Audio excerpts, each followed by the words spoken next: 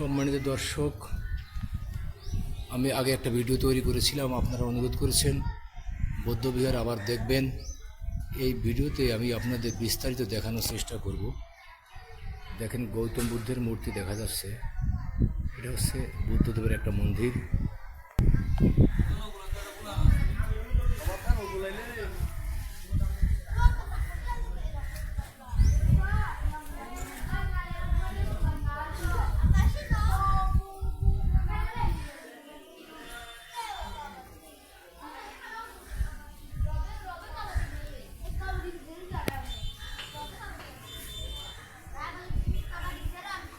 স্বর্ণের কারুকাজ খচিত এই মন্দিরটি করা হয়েছে। গৌতম বুদ্ধের মূর্তি বসানো আছে, একটা বৃক্ষ দেখা যায় গৌতম বুদ্ধের পিছনে। এটা কিন্তু বোধি বৃক্ষ। আমি যতদূর জানি, গৌতম বুদ্ধ বোধি বৃক্ষের নিচে ধ্যান করতেন। সেই ধ্যানরত অবস্থায় গৌতম বুদ্ধ আছে, সামনে পূজারী বৌদ্ধ ভিক্ষু।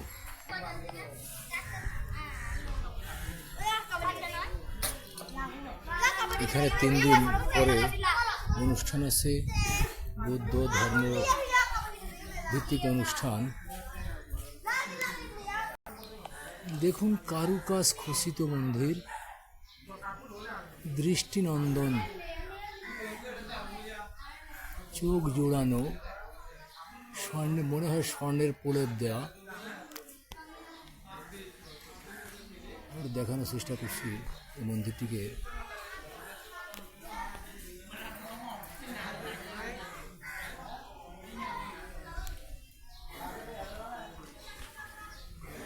একটা মন্দির,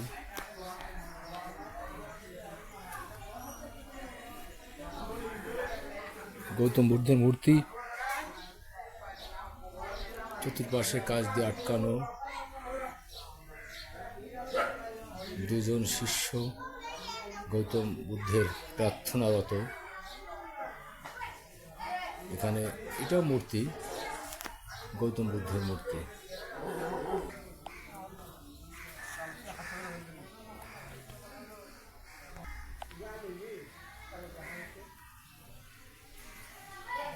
কারুকাজ দ্বারা সিংহের মূর্তি বসানো হয়েছে।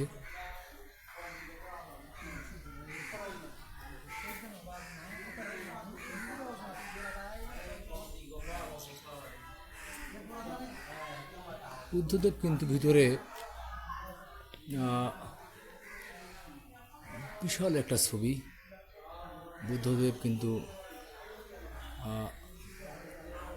নিদ্রা বা বিশ্রাম অবস্থায় এখানে অর্ধ জাগরিত অবস্থায় আছেন। অনেকটা বিশ্রামের প্রতীক হিসাবে মন্দিরটিকে রাখা হয়েছে। পিছনে কিন্তু বৃক্ষ আছে, অর্থাৎ বোধি বৃক্ষ।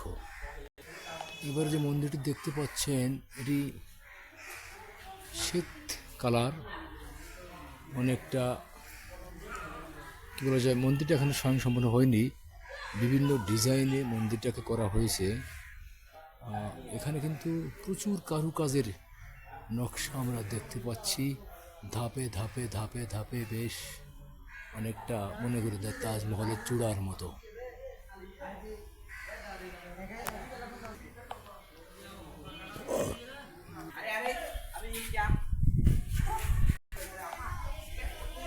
এই মন্দিরটা কিন্তু সোনার প্রলেপ, স্বর্ণ খচিত মনে হবে আপনাদের দেখাই।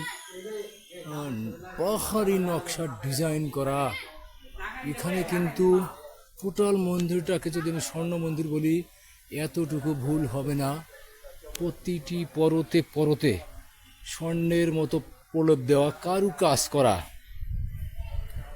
মন্দিরটার ভিতরে একটু দেখানোর চেষ্টা করব।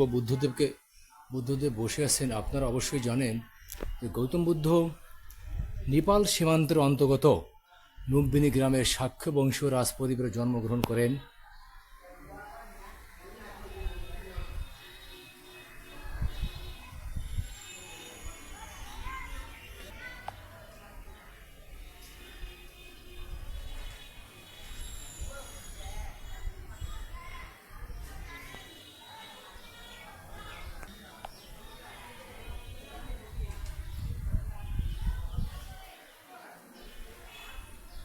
প্রার্থনার অবস্থায় দুজনকে দাঁড়িয়ে রাখা হয়েছে ভক্তদের স্বাগত জানানোর জন্য হয়তোবা।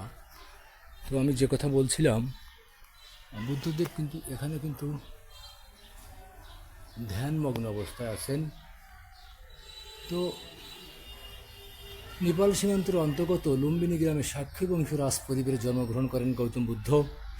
কিন্তু বাবার নাম ছিল শুদ্ধোধন, এবং নিজে যখন বোধি বৃক্ষ নিচে ধ্যান করতেন সেখান থেকে কিন্তু উনি সিদ্ধার্থ নাম ধারণ করেন।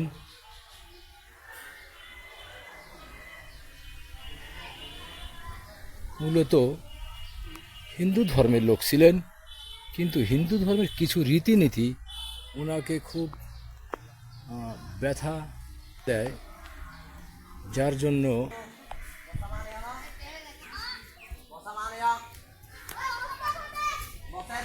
বুদ্ধদেব হিন্দু ধর্ম ত্যাগ করে বৌদ্ধ ধর্মের একটা, উনি ঈশ্বরের পুত্র বলে, ঈশ্বরের শিষ্য বলে ধর্ম প্রচার করেন। সেটা হচ্ছে বুদ্ধ ধর্ম। বুদ্ধদের অনুসারীরা কিন্তু নির্বাণ লাভের জন্য সদা সর্বত্র চেষ্টা করেন। মাত্র আটটি ওনাদের 8টি সংকল্প দেওয়া আছে: সৎ চিন্তা, সৎ ধ্যান, সৎ জ্ঞান, সৎ সংকল্প, এমনিভাবে।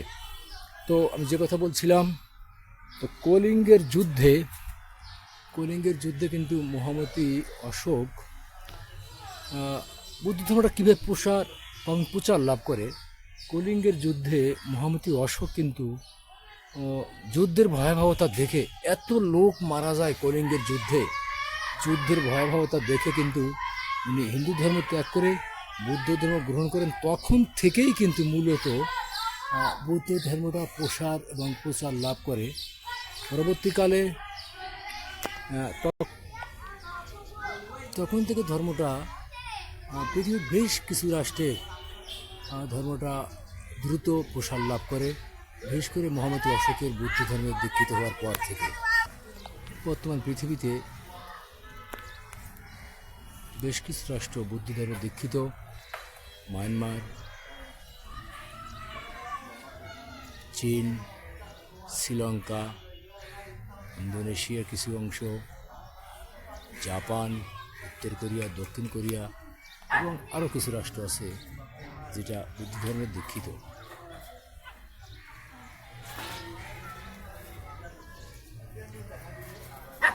তো সম্মানিত দর্শক, ভালো থাকবেন।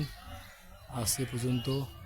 এবার বেলায় বুদ্ধদের একটি মন্ত্র উচ্চারণ করার চেষ্টা করছি: বুদ্ধনং শরণং গচ্ছামি শরণং বুদ্ধম। ভালো থাকবেন। আজ আমার এই ভিডিও এ পর্যন্তই। সবাইকে নমস্কার। প্রকৃতি ঝর্ণা থেকে আবার দেখা হবে পরে এক দুর্দান্ত স্পটে। ভালো থাকবেন। নমস্কার।